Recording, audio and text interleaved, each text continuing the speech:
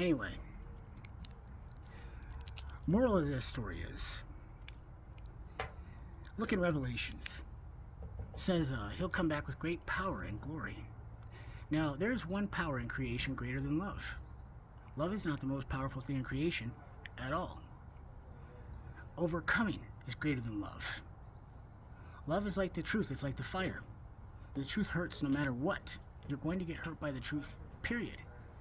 You fall in love with somebody, at the end of that relationship, when you're married, at the end of your existence in this realm, somebody's got to go. Someone's going to get hurt. One of you is going to go before the other. You're going to get hurt. And the more truth that was in you, the more truth that was in that love, the more you're going to get hurt. The truth hurts. And it hurts those that have more of it more than it hurts the unworthy. The unworthy don't care about the truth. However, again, the truth being what it is, both independent of itself and self-evident, absolutely every single body knows it and touches it physically. Except it's in its own realm, independent of itself and self-evident, touching nobody and nothing at the same time. And as I explained to you before, that's how divinity works. It's two completely opposite, separate things that are together in the same place at the same time. Divinity is something that is impossible that's happening anyway. And one of these old prophecies says very specifically that when he comes back, he will have a new meaning, a new definition of what divinity is. He will bring the new divine. And I have a compound divine name. My first and middle name are divine, and so is my last name. They are all perfectly divine. They totally contradict themselves. They have completely balanced antonyms. The cursed name. At the end of all lies, the ultimate objective truth is inevitable. It will manifest in reality. It is going to happen. All religions hint at it.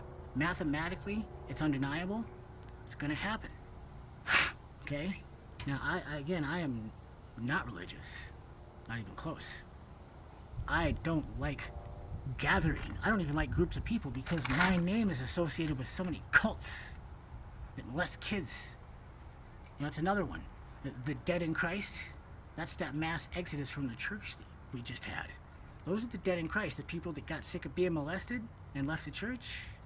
They're going to rise first. They're going to be the first to see the truth when it comes into reality. The truth is just a magnetic force. It's an electromagnetic, a radiant electromagnetic force. Again, you feel it. All right? Now, the creatures we call metasapien are truth incarnate. Think about it. Logically, in order to be alive or to be real, you have to be true. And if you give birth to a child, it is alive and real. So there's absolutely no way that you could do that unless the truth was in you. You understand? The truth is in you. You creatures are as different from a Homo sapien or a man as a freaking alien. You're nothing like them. That's the reason I'm here for you. You have a natural proclivity to stick together. You don't believe me? Take 6 women in a bar and stick a douchebag in their midst. They will prefer each other's company and go home with each other over that douchebag and his disappointment. We all know that. You know how that works. They naturally gather and stick together. We're not going to unfornicate ourselves any other way.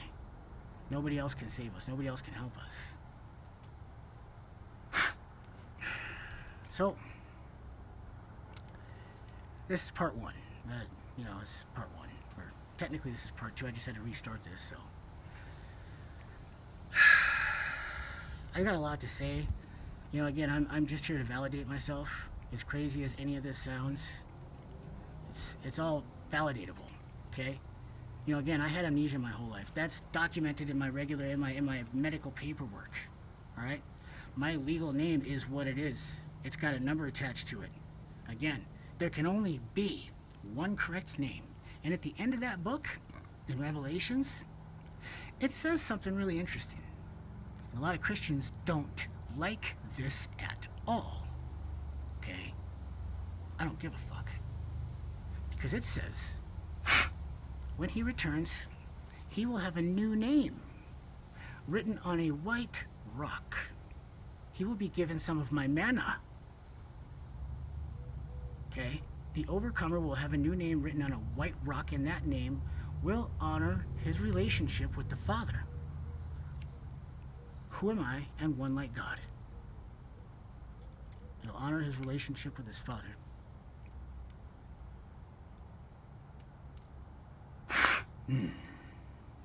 So, I know that white rock. That was my wiped memory. White represents purity. Purity. You don't get a pure heart unless it's by fire. Suffering. Knowledge, intelligence, wisdom, even wisdom, is the problem that we have with this world. Everything we see, all these really smart men running the world, that's the problem. Wisdom, knowledge, and intelligence without moral fortitude, without suffering, are just weaponized stupidity.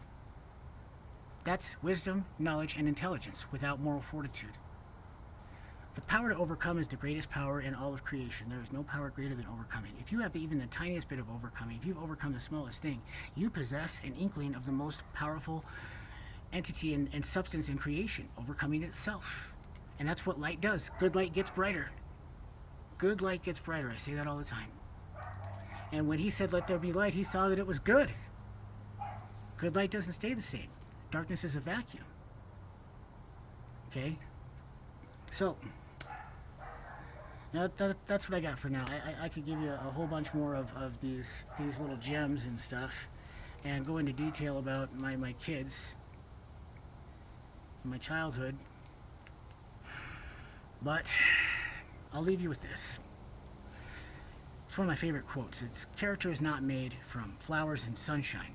It is like steel forged in the fire between the hammer and anvil. Now I want you to imagine the testicular fortitude prerequisite to say the things that I'm saying and be who I am and claim this over-the-top, gaudy, audacious, most conspicuous identity in all of written literature. He'll come back with great power and glory. The overcomer. The people's angel has to be one of the people. The archangel. He can only be such if he's been indoctrinated and institutionalized and lived in the void, being brainwashed his whole life, living as a douchebag. Again, I cheated on every girlfriend I ever had. I was an asshole. I beat up anybody who was taller than me. For no reason. I always had blood on my hands. I was a dirtbag. And true righteousness is only manifested in the shadow of profound wrongdoing. I wouldn't have any empathy for those who were doing wrong or doing bad if I wasn't one of them.